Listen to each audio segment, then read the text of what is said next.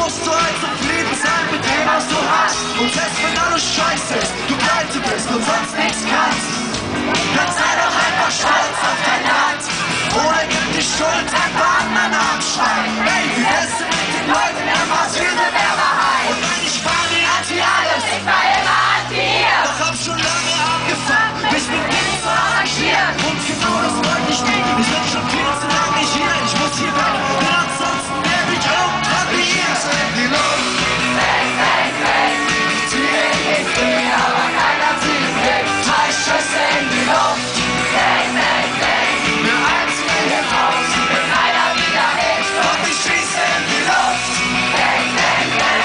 Doch keine Reaktion. Ich werde überrannt. 3 Schüsse in die Luft. Weg, weg, weg.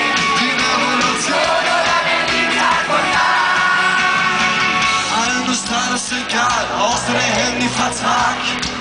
Und ich